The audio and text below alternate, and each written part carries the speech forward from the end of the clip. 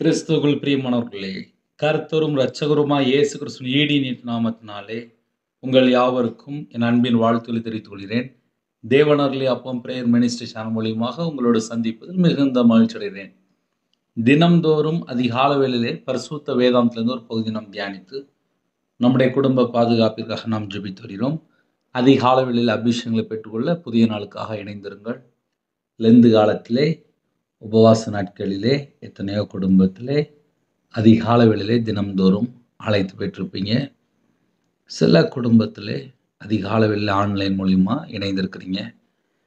ரோமர் 8ஆம் அதிகாரம் 32, 33 ஆகிய வசனங்கள், தம்முடைய சொந்த குமாரர் என்றும் பாராமல் நம் எல்லாருக்காகவும் அவரை கொடுத்தவர், அவரோட கூட மற்ற எல்லாவற்றையும் நமக்கு அருளாதிருப்பது எப்படி? தேவன் தெரிந்து கொண்டவர்கள் மேல் குற்றம் சாட்டுகிறவன் யார்? தேவனே அவர்களை நீதிமான்களாக்குகிறவர் என்று எழுதப்பட்டிருக்கு. ஹல்லேலூயா. கிறிஸ்துவுக்குள் பிரியமானவர்களே,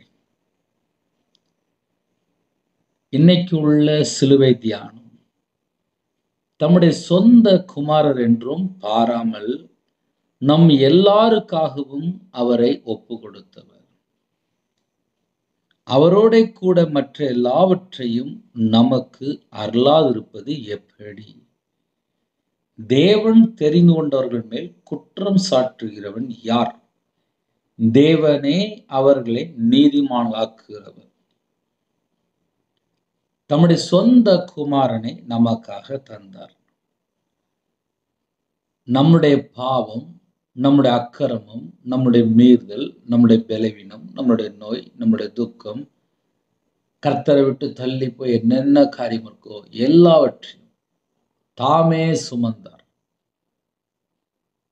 தேவ ஆட்டுக்குட்டியாக இந்த பூமியில வெளிப்பட்டார். உலகத்தின் பாவத்தை சுமந்து தீர்க்கிற தேவ ஆட்டுக்குட்டி, பிசாசுடைய கிரியைகளை அழிக்கும்படிக்கு வெளிப்பட்டார். நம்ம எல்லாருக்காகவும் தேவன் தம்முடைய சொந்த குமாரனை நமக்காக தந்தார். தம்முடைய சொந்த குமாரர் என்றும் பாராமல் நம் எல்லாருக்காகவும் அவரை ஒப்பு கொடுத்தவர், சிலுவைக்கு ஒப்பு கொடுத்தவர். சிலுவை தியானம் ஒவ்வொரு நாளும் பரிசுத்த வேதாந்தத்திலிருந்து ஒவ்வொரு பகுதியை நாம் தியானிக்கும் போது ஒவ்வொரு காரியங்களை கற்றுக்கொள்கிறோம். தம்முடைய சொந்த குமாரனை நமக்காக தந்திருக்கிறார், நமக்காக ஒப்பு கொடுத்திருக்கிறார், நம்ம எல்லாருக்காகவும் ஒப்பு கொடுத்திருக்கிறார். அவரோட கூட மற்ற எல்லாவற்றையும் நமக்கு அருளாதிருப்பது எப்படி? அப்படின்னா என்ன பிரதர் அர்த்தம்? அப்படின்னா, சொந்த குமாரனே நமக்காக தந்துட்டாருப்பா, மற்ற எல்லாவற்றையும் அருளாதிருப்பது எப்படி, தராமல் இருப்பது எப்படி அப்படின்னு எழுதப்பட்டிருக்கு. ஆதாம் ஏவாள் பாவம் பண்ணாங்க. இயேசு கிறிஸ்து 2ஆம் மாதமாக வெளிப்பட்டார்.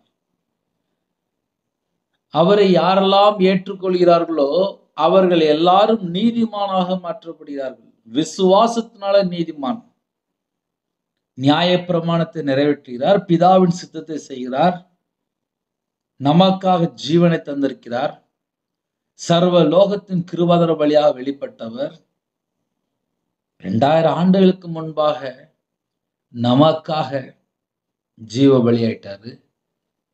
இன்னைக்கு சிலுவை தியானத்தை நாம் தியானிக்கும் போது, அவரை நாம் சொந்த ரட்சகரா ஏற்றுக்கொள்ளும் போது, நம்முடைய தலைமுறை சாபம், நம்முடைய பாவம், நம்முடைய அக்கிரமம், நம்முடைய மீறுதல், கர்த்தரை விட்டு தள்ளி போன காரியங்கள், தலைமுறை சாபம், துக்கம், பலவீனம், நோய் எல்லாவற்றையும் தாமே சிலுவையில் சுமந்தவர். பலனற்றவர்கள், பலவீனத்தோடு இருக்கிறேன் அப்படின்னு சொல்லி யாரெல்லாம் இருந்தாங்களோ நம்ம எல்லாருக்காகவும் சிலுவையில் நமக்காக மரித்தவர். அவரை சொந்த ரட்சகராய் ஏற்றுக்கொள்ளும் போது நாம் நீதிமான். இன்னும் கொஞ்சம் ஆழமா சொல்லணும் அப்படின்னா, அவரோட கூட மற்ற எல்லாவற்றையும் நமக்கு அருளாதிருப்பது எப்படி? சொந்த குமாரனே தந்துட்டாரு, மற்ற எல்லாவற்றையும் அருளாதிருப்பது எப்படி? பரலோகத்திலிருந்து இயேசு கிறிஸ்து ராஜா இந்த பூமிக்கு இறங்கி வருகிறார், நமக்காக ஜீவனை தருகிறார். இன்றும் பிதாவுடைய வலது பரிசத்தில் நமக்காக பரிந்து பேசி கொண்டிருக்கிறார். தம்முடைய சொந்த குமாரனை இந்த பூமிக்கு அனுப்பி வைத்தார்.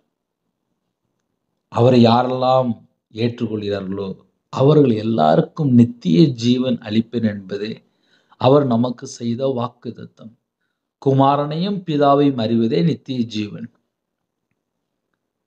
உபவாச நாட்களிலே நாம் சிலுவை தியானத்தை தியானிக்கும் போது ஒரு காரியம் மாத்திரம் நாம் நன்றாக அறிந்து கொள்ள முடியும். நமக்காக சாபமானார், நமக்காக பலியானார், நமக்காக ஒப்பு கொடுக்கப்பட்டார். நமக்காக நமக்காக நமக்காக நாம் அவரை ஏற்றுக்கொண்டு மனம் திரும்பி பாவ மன்னிப்பை பெற்றுக்கொண்டு இயேசு கிறிஸ்து இரத்தத்தினால கழுவப்பட்டு இந்த பூமியிலே பரிசுத்த ஜாதியாக நீதிமானாக வாழ வேண்டும். ராஜாக்களும் ஆசாரியருமா நாம் வாழ வேண்டும்.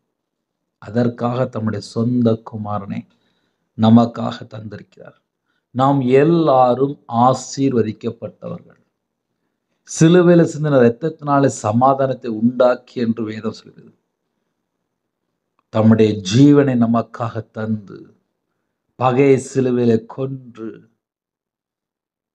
நமக்கு விரோதமாக என்னென்ன கையில் இருந்ததோ, என்னென்ன கட்டளையில் இருந்ததோ அது எல்லாவற்றையும் சிலுவையில் ஆணி அடித்து வெற்றி சிறந்தார்.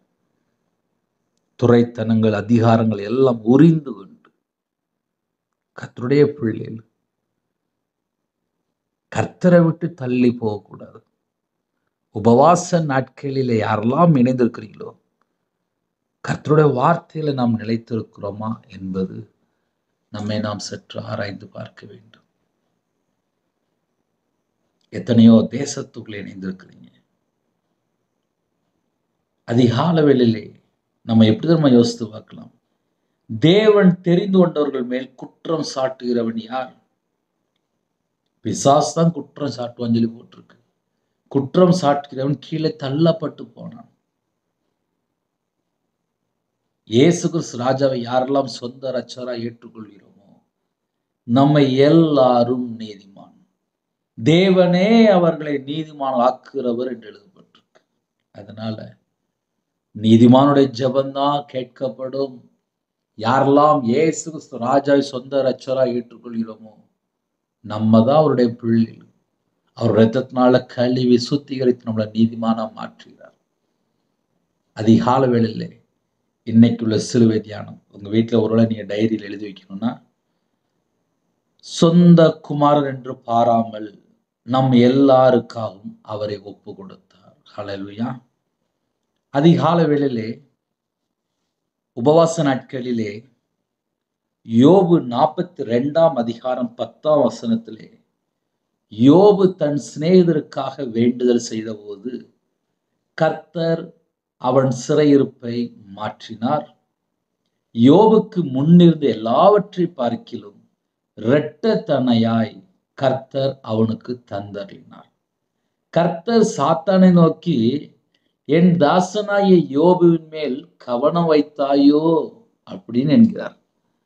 உத்தமனும் சன்மார்க்கனும் தேவனுக்கு பயந்து பொல்லாப்புக்கு விலகுறனுமாகிய அவனை போல பூமியில் ஒருவனும் இல்லை என்றார். அப்படி ஒரு சாட்சி. ஆனால் யோபனுடைய வாழ்க்கையில உபத்திரம். அந்த உபத்திரத்திலே நிதானமா இருந்தார். ஆனா யோபனுடைய சிநேகிதர் நிதானம் தவறி நிறைய பேசிடுவாங்க. ஆனால் தேவன் சொல்கிறார், அவரே சாட்சி கொடுக்கிறார், யோபுவை போல நீங்க நிதானமா பேசல அப்படின்னு சொல்லி சாட்சி கொடுக்கிறார். அப்ப யோபனுடைய வாழ்க்கையில் நிதானமா இருந்தார். அது ஒரு முக்கியமான ஒரு பாயிண்ட். பழைய ஏற்பாட்டிலே மோசே குறித்து எல்லாருக்கும் தெரியும். மோசே மனம் பதறி பேசிட்டார். ஆனால் யோபனுடைய வாழ்க்கையிலே பிள்ளைகள் மரித்து போன நிலைமை, எல்லாம் போயிட்டு மனைவி சொல்றாங்க, தூசித்து ஜீவனை விட்டுரு அப்படிங்கிறாங்க. ஆனால் உத்தமத்திலே உறுதியா இருக்கிறார். பொல்லாப்பை விட்டு விலகி வாழ்றார், நீதிமானா வாழ்றார். அவருடைய வாழ்க்கையில கூட உபத்திரம் வருது. கர்த்தர் சாத்தானை நோக்கி, என் தாசனாகிய யோபின் மேல் கவனம் வைத்தாயோ அப்படின்னு சொல்லி வேதனையோடு சொல்றாரு.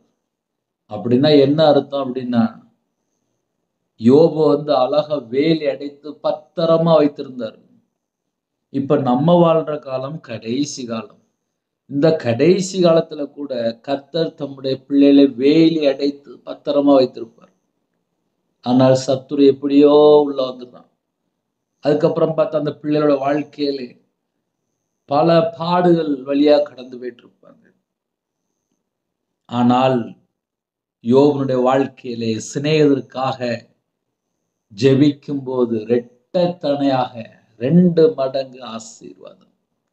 இழந்து போன எல்லாவற்றையும் ஆசீர்வாதங்களை பெற்றுக்கொள்ளணுமா நம்ம வாழ்க்கையிலே? யோபுவை போல நம்மளை யாரெல்லாம் அவமானப்படுத்துறாங்க, நம்மளை யாரெல்லாம் நிந்திக்கிறாங்க, நம்மளை யாரெல்லாம் தூசிக்கிறாங்க, ஒருவேளை சொந்தக்காரங்களா இருக்கலாம், வேலைக்கு போற இடத்துல இருக்கலாம், கூட இருக்கிறவங்களே இருக்கலாம், ஏதோ ஒரு காரியத்திலே நம்மளை கஷ்டப்படுத்திருக்காங்களா, அவர்களுக்காக ஜெபிக்க வேண்டும். அது ஒருவேளை பக்கத்து வீடா இருக்கலாம், எதிர் வீடா இருக்கலாம், எந்த பக்கனாலும் இருக்கலாம். ஏன்னா காலம் கடைசியா இருக்கு. நல்லவங்களுக்கு தான் நிறைய சோதனை வருது. பிரதர், நான் ஒண்ணுமே செய்யல பிரதர், ஆனா எனக்கு தான் இவ்வளவு பாடு வருது, ஏன் அப்படின்னு சொல்லி கேட்பாங்க. ஆனாலும் நான் நிதானமா இருக்கிறேன் பிரதர். கர்த்தர் கொடுத்தார், கர்த்தர் எடுத்தார், எல்லாவற்றைக்கும் ஸ்தோத்திரம் ஸ்தோத்திரம் ஸ்தோத்திரம் ஸ்தோத்திரம் சொல்லிட்டு பொறுமையா இருக்கிறேன் பிரதர். உபவாச நாட்கள் நானும் உபவாசம் இருக்கிறேன் பிரதர். என்னையால தாங்க முடியல பிரதர், கடன் பிரச்சனை அதிகமாயிட்டு, என்னை ஏமாத்திட்டாங்க, என்னையால தாங்க முடியல. யாரெல்லாம் இப்படிப்பட்ட ஒரு சூழ்நிலையில இணைந்திருக்கிறீங்களோ, உங்க குடும்பத்திலே ஒரு அற்புதம் நடக்கும், ஒரு அதிசயம் நடக்கும். எப்பொழுது சிநேகிதருக்காக ஜெபிக்க ஆரம்பிக்கும் போது. பிரதர், நாங்க ஜெபம் பண்ணிட்டோம் பிரதர், அப்புறம் ஏன் நடக்கல அப்படிம்பீங்க. ஆனா இருதயத்துல மன்னிக்காம இருப்பீங்களே, இருதயத்துல கசப்பு இருக்குமே, இருதயத்துல வெறுப்பு இருக்குமே, இருதயத்துல விரோதம் இருக்குமே, இதெல்லாம் உள்ள வச்சுக்கிட்டு ஜெபம் பண்ணா எப்படி ஜெபம் கேட்கப்படும்? யோபுவை போல நிதானமா இருக்கிறோம் சில நேரத்துல, சில நேரத்துல கோவப்படாம இருக்கிறோம், சில நேரத்துல எல்லாவற்றைக்கும் ஸ்தோத்திரம் ஸ்தோத்திரம் ஸ்தோத்திரம் சொல்லிருந்தோம். ஆனால் இருதயத்துக்குள்ள கசப்பு இருக்க, இருதயத்துக்குள்ள வெறுப்பு இருக்க, இருதயத்துக்குள்ள எரிச்சல் இருக்க, இதயத்துக்குள்ள ஒரு பொறாம இருக்க. இதெல்லாம் தூர தூக்கி போட்டுட்டு அதுக்கப்புறம் தான் நம்ம ஜெபிக்கவே ஆரம்பிக்க முடியும். ஒரு மனுஷன் ஜெபிக்கணும் அப்படின்னா அதுக்கு ஒரு கோட்பாடு இருக்குல்ல. பரலோகத்துல தேவன் பார்ப்பாரு. எப்படி பார்ப்பாரு? என் இருதயத்தை பார்ப்பாரு. ரவிராஜ் இருதயத்துக்குள்ள என்ன இருக்குன்னு சொல்லி தேவனுக்கு தெரியும். ரவிராஜ் தேவனுடைய சமூகத்துல தாழ்த்தும் போது தேவன் பார்ப்பாரு. முதல்ல என் இருதயத்தை பார்ப்பாரு. என் இருதயத்தை பார்த்துதான் ஆசீர்வதிப்பார். என் இருதயத்துக்குள்ளே கர்த்தரை விட்டு தள்ளி போற காரியம் இருக்கா, பரிசுத்தமான காரியம் இருக்கா, இல்ல பரிசுத்தத்துக்கு விரோதமான நிறைய காரியம் உள்ள இருக்கான்னு சொல்லி பரலோகத்தில் தேவன் எல்லாமே ஆராய்ந்து சோதித்தறிகிற தேவன் அல்லவா அவர். நீதிமானுடைய ஜெபத்தை கேட்கிறவர். இன்னைக்கு எத்தனை குடும்பத்திலே நம்ம நீதிமானா இருக்கிறோம், துன்மார்க்குடைய ஜெபம் அருவருப்பானது என்று எழுதப்பட்டிருக்கு. அதனால காலவேளையிலே பிரதர், நாங்களே நிம்மதி இல்லாம இருக்கும் பிரதர். எல்லா குடும்பத்தையும் தேவன் ஆசீர்வதிப்பார். ஆனால் நம்ம வாழ்க்கை எப்படி இருக்கு பார்த்துதான் ஆசீர்வதிப்பார். நேற்று ராத்திரி ஒரு குடும்பத்துல ஒரு சகோதரன் ஜெபிக்க வந்தாங்க. அவங்களுடைய தாயாருக்கு 60 வயசு. கேன்சர்ல பாதிக்கப்பட்டிருக்காங்க. மகன்தான் கூப்பிட்டாங்க. நைட்டு ஒரு 9 மணி இருக்கும். ஆனால் நல்ல பூஸ்ட். ஆனால் சர்ச்சுக்கு போற பையன்தான். எந்த சர்ச்சுன்னு சொல்லி கேட்டேன். சர்ச்சு பேரை சொன்னாங்க. அதை நான் சொல்ல விரும்பல. ஆனால் நீங்க ஏன் தண்ணி அடிச்சுன்னு சொல்லி கேட்டேன்.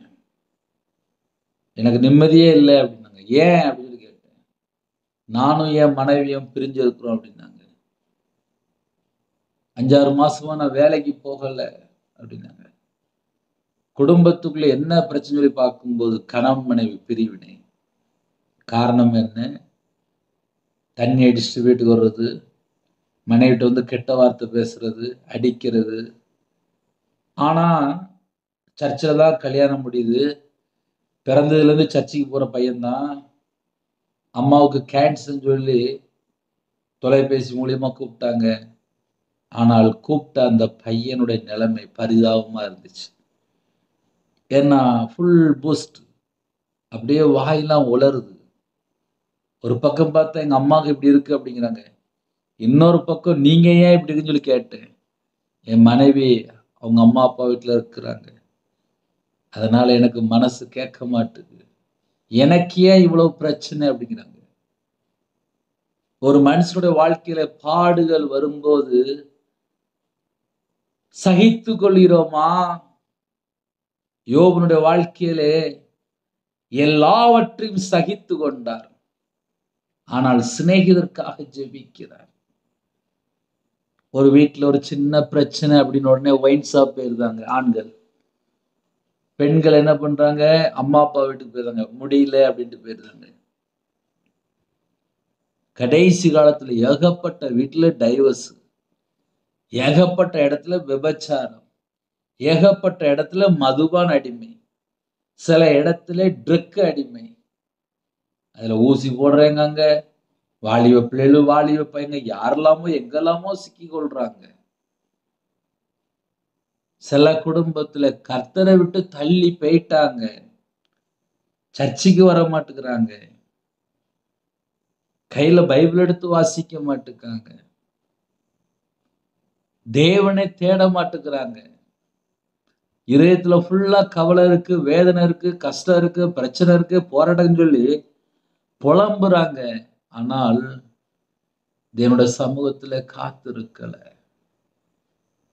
இந்த அதிகால வேளையில யாரெல்லாம் இணைந்திருக்கிறீங்களோ, நம்மளுக்குள்ள இருக்கிற என்னென்ன காரியம் என்பதை தேவ ஆவியான திட்டமா சில குடும்பத்தோடு பேசியிருக்கிறார். யோபு தன் சிநேகிதனுக்காக ஜெபிக்க ஆரம்பிக்கும் போதுதான் 2 மடங்கு ஆசீர்வாதம். யோபு தன் சிநேகிதனுக்காக ஜெபித்தான்னு சொல்லி நம்ம சொல்றோம். யோபை குறித்து கர்த்தரே ஒரு சாட்சி கொடுக்கிறார். அந்த சாட்சி எப்படி இருக்கு? அவன் உத்தமன், அதுதான் முக்கியம். சன்மார்க்கன், தேவனுக்கு பயந்து பொல்லாப்புக்கு விலகுறவன் அப்படின்னு சொல்லி கர்த்தர் ஒரு சாட்சி கொடுக்கிறார். அவனை போல் பூமியில ஒருவனும் இல்லை என்று சாட்சி கொடுக்கிறார். அந்த சாட்சி முக்கியம்.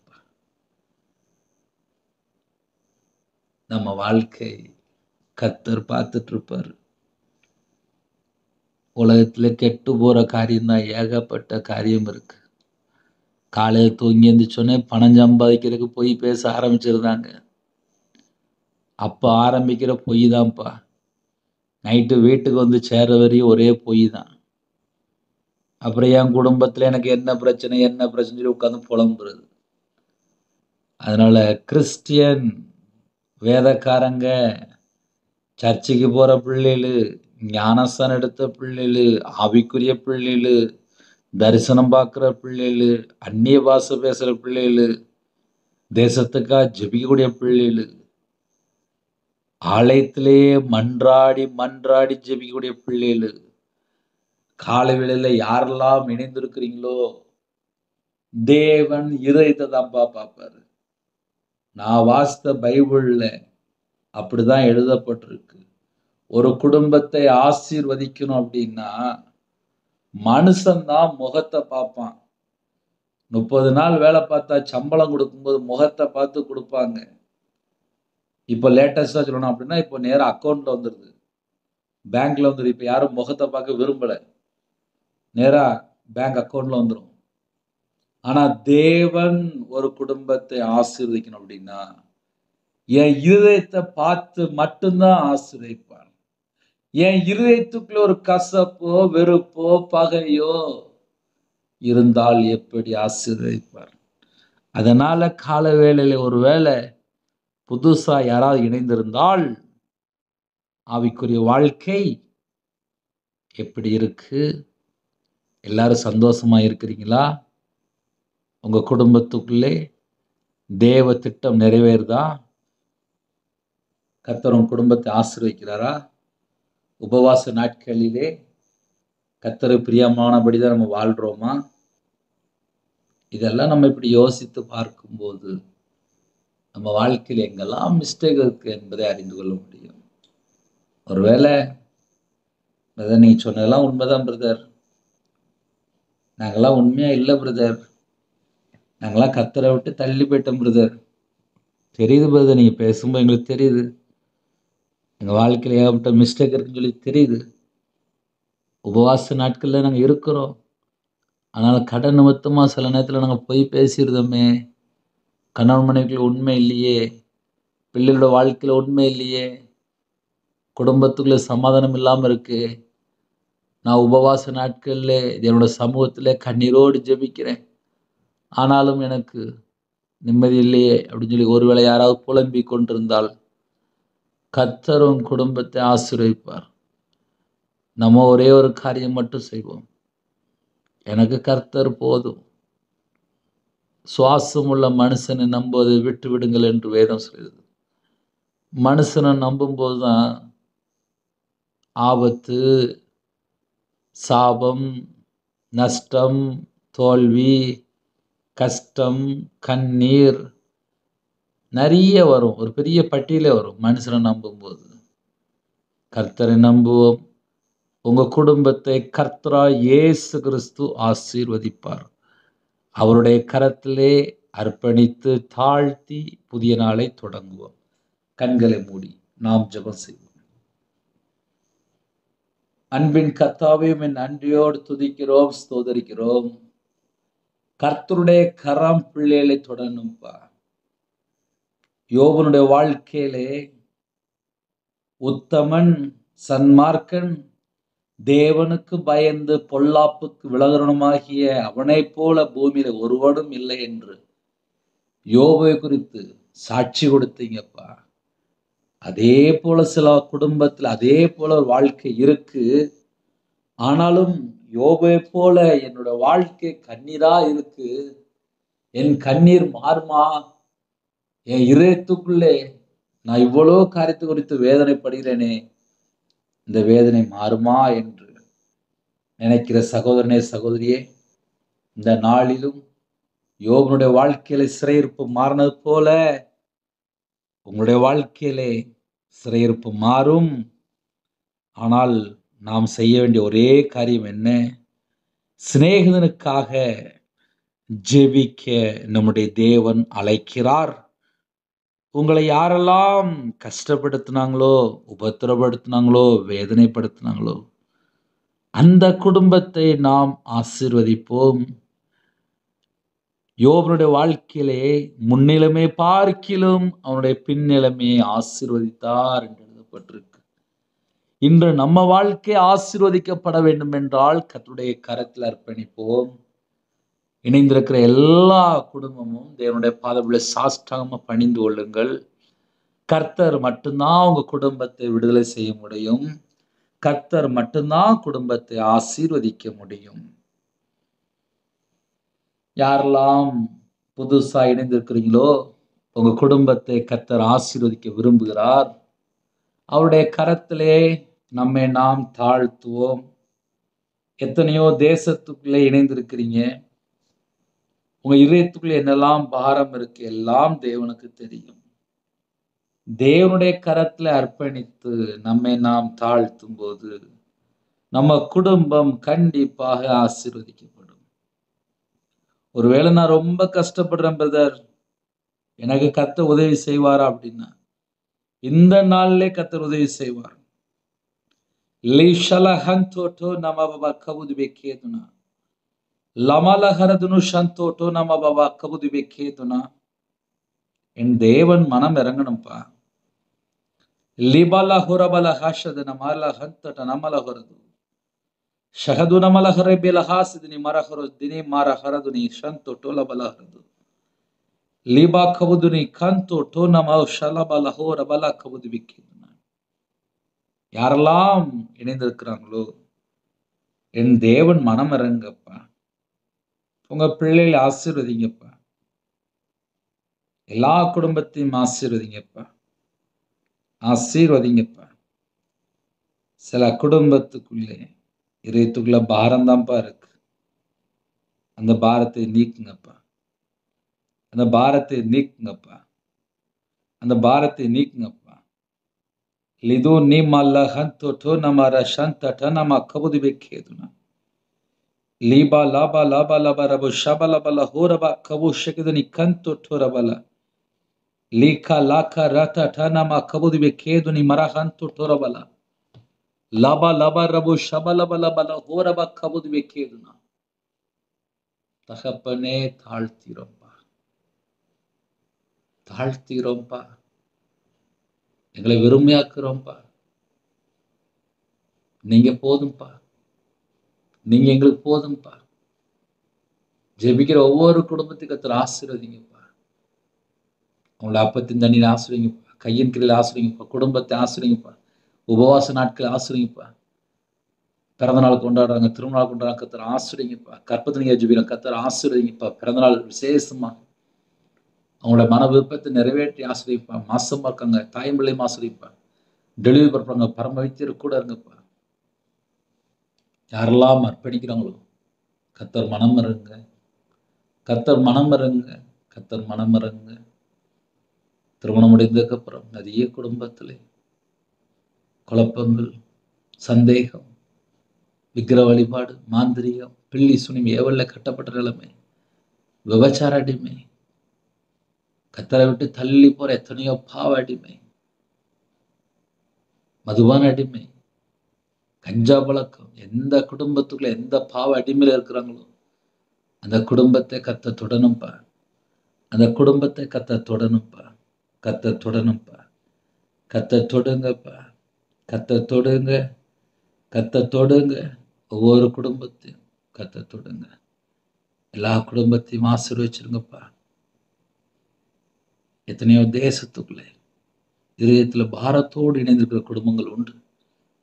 அவங்க இதயத்துக்குள்ள என்ன பாரம் இருக்கோ அந்த பாரத்தை நீக்கி ஆசீர்வதிங்க. உங்க ஜீவனுக்குள்ள எங்களை அர்ப்பணிக்கிறோம். படிக்கிற பிள்ளைகளுக்காக ஸ்தோத்திரம். நல்ல எக்ஸாம் எழுதும், படித்து கொண்டிருக்காங்க. எக்ஸாம் எழுதுகிற பிள்ளைகள் எல்லாம் உங்களுடைய கரத்தில் முடியும். கர்த்தர் கூட இருங்க. உபவாச குடும்பத்தை ஆசீர்வதிங்கப்பா. வெளிநாட்டில் இருக்காங்க, அந்த குடும்பத்தை ஆசீர்வதிங்க.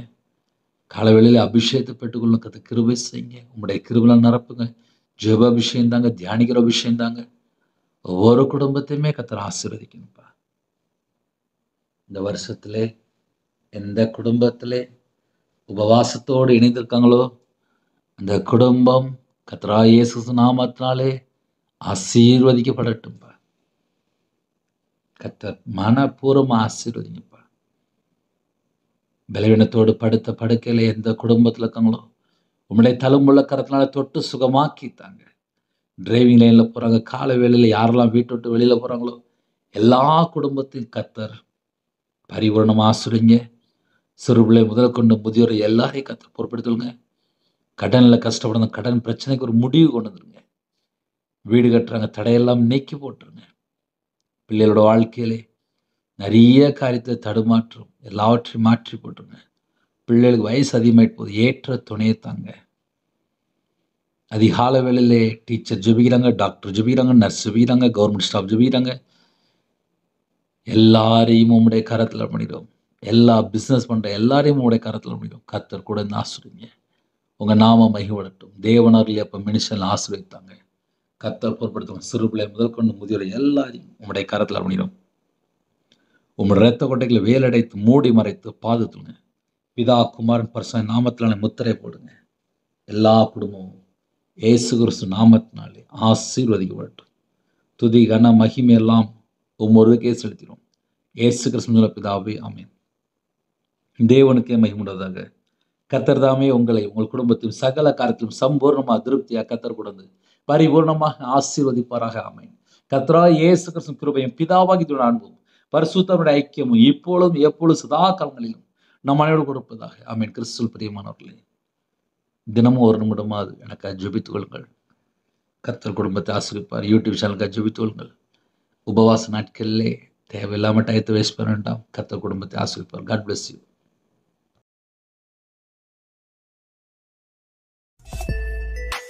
Thanks for watching. Please subscribe our channel. Click the like and share. Click the bell. God bless you.